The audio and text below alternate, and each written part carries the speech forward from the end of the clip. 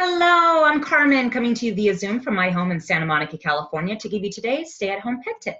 Today's stay-at-home pet tip is how to avoid separation and anxiety in our dogs when we go back to work.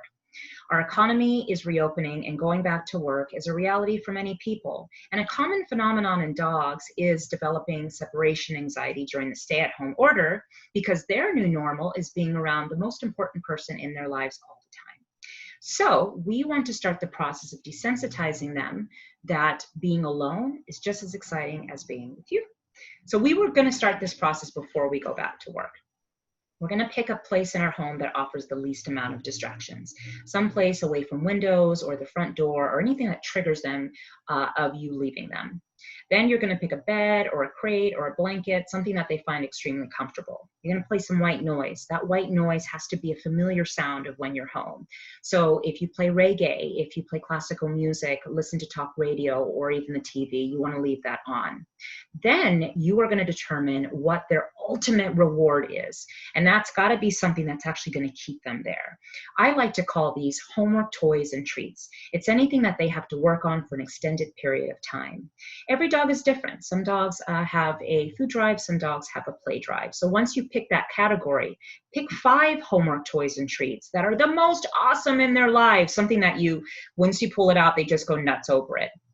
And they're going to only have access to that when they're in their spots and you are practicing the separation with them. You also want to rotate those 5 rewards out. You don't want to have them with the same reward every single time, because if they get access to it all the time, then it's not special anymore. Then you're going to start the separation process. Now, the separation process requires a lot of patience on your end and also requires you to take your dog's learning threshold into consideration. All we're simply going to be doing is spending time away from them and increasing the duration of time as they become more and more used to being alone during that specified time. So first you'll start in the same room with them, away from them for 2 minutes at a time, then 5 minutes at a time, then on the couch watching our favorite show for half an hour, then to an hour.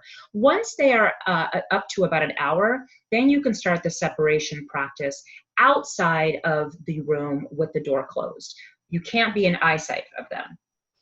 So go into your room with the door closed, enjoy cooking your favorite meal with the door closed in the kitchen, and then start the process of increasing the duration of time with them away from you. Once they reach about an hour and a half, then you can start leaving your home. Now this you might see that the process may be a little bit slower here and your dog becoming more resistant.